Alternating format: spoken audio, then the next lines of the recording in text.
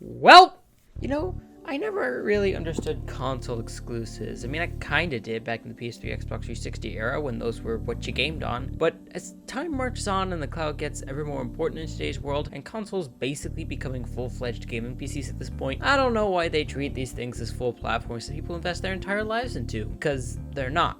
The consoles are just budget options for people without money. Every full-fledged gamer with 500 hours on whatever game I know has a PC or both consoles. There is no exclusivity. No hardcore gamer has just one of these things. And as for the market of moms just trying to buy a console for their kids for a birthday or Christmas, well, Nintendo's got that market on lockdown because they own all the franchises that kids want. The only time someone owns one of these consoles, and only one of these consoles, is when a kid wants to play Halo Infinite with his friends and doesn't have the money for a PC. Then they may only have an Xbox One or Series X. Sony's still fighting awards. One, the console wars are over and it's definitive. Sony won. Now you might think, okay, so this strategy works. What's your point, Mr. All Things? Because just because the console wars are over doesn't mean that Sony's competitors aren't fighting another war Sony isn't aware of yet. While they have been off marketing their new shiny Wi-Fi router, Microsoft's been buying Activision for $68.7 billion. Microsoft knows that the Xbox brand is what people care about, not the console. They never came to either of these consoles. They came to these brands and the games they make. So Microsoft figures, well, just make the Xbox the Disney of gaming and we're set. And that means getting all these games to as many people as possible. That means all their games came to PC, including exclusives, because Microsoft owns the platform most PC games are running on too, ensuring that their popular non-exclusive franchises remain on competing platforms. And so far, every company has taken the bait, except Sony. And then, of course, Xbox Game Pass, which makes a $70 price tag with Sony's games obsolete. Why would I buy a PS5 when I can get 200 plus games on my Series X for the same price as a Netflix subscription? Thankfully, Sony is recognizing this new era. They recently bought Bungie, the makers of Destiny and ironically the OG Halo games. They announced the KOTOR remake for both PS5 and PC. And of course, they announced God of War for PC coming January 14th, 2022. And when they announced that and that alone, I was fucking pissed. The leak said that Ghost of Tsushima would be getting a port along with God of War, and that was what I really wanted. A big Ghost is just Red Dead Redemption with ninjas, and come on, Sony, let me play Red Dead Redemption with ninjas! But I had heard this game was alright, so on the 14th I decided to try it out, so let's see what the hype is about. Holy fuck. The first thing I notice about this game, it is fucking gorgeous. There's no other way to put it. Just on a technical level, look at the detail in Kratos' beard and his skin. This is the most detail in a character model I've ever seen. Jormungandr has a unique scale for every foot of his body. The water reacts when you paddle. Hell, you and Atreus leave tracks in the snow. Just from a technical perspective, this game is already amazing, but it's all augmented by amazing art direction. The colors, the lighting, the character designs all fit within this world to create an atmosphere that grounds you into this fantastical idea of Scandinavia. The way they visualize certain Norse concepts, it's just amazing. Jormungandr looks great not just because of the technical prowess, but also art decisions like having his eyes glow gold and his greenish white complexion. Every detail in the visuals is fully realized. And this is all aided by amazing sound design. And to explain, I'm gonna just play a montage of my favorite sounds in the game.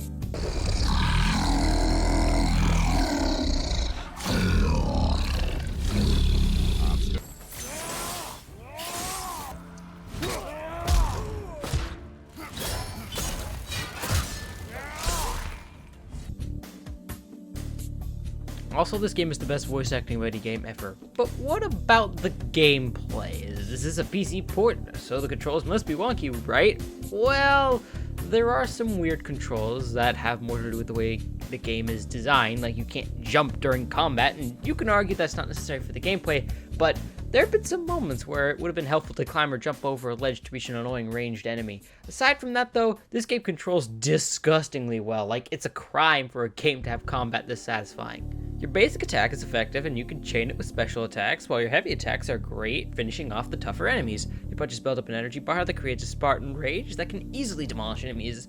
I don't use it that much. It lasts too little time in my opinion, but halfway through the game, you unlock Kratos' Blades of Chaos. My god, these things are awesome. They're swords with chains and are on fire. Need I explain more? These attacks can just mow down enemies, and these are definitely my favorite weapons in the game. The game also implements its story into the gameplay really well. The dialogue between Kratos, Atreus, and later Mimir is consistently witty. Atreus himself is a great gameplay mechanic too, and his stun arrows have gotten me out of plenty of sticky situations, especially in Helheim. And many of the important items you collect throughout the game are used later as simple mechanics. Now, in between the combat sections and the cutscenes, there are puzzle segments, and they're fine, not crazy fun to deduce, but never really annoying either. Level design is pretty epic. It's a semi-open world to explore with tons of different locations and realms to visit, though they still glue you to narrow paths to limit your exploration. But one of my favorite things about exploration in this game is how they handle cosmetics. The items you find actually affect gameplay. Yes!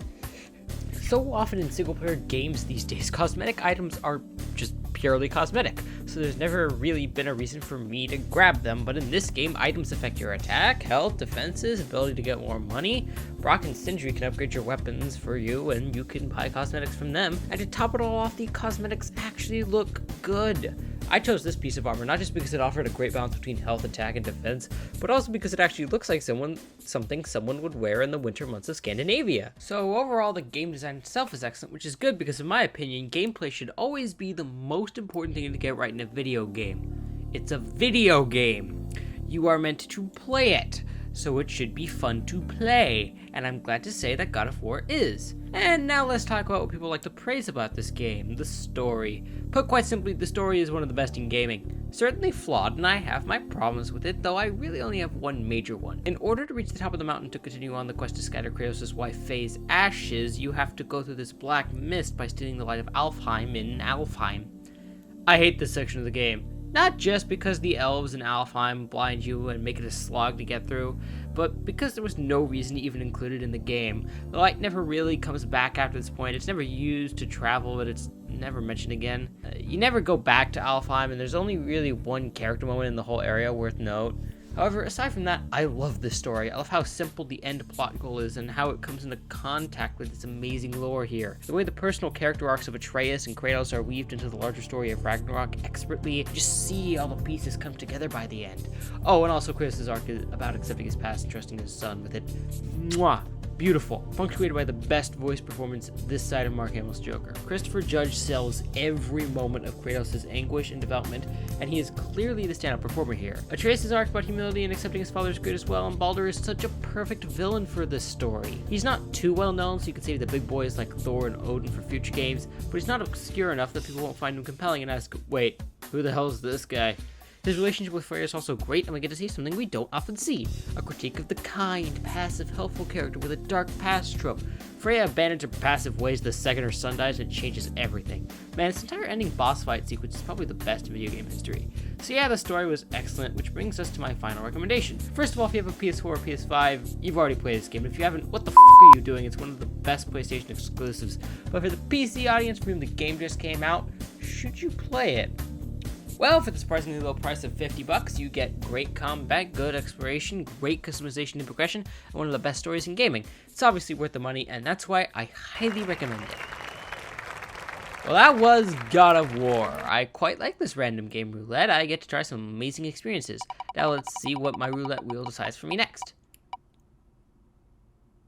Shit.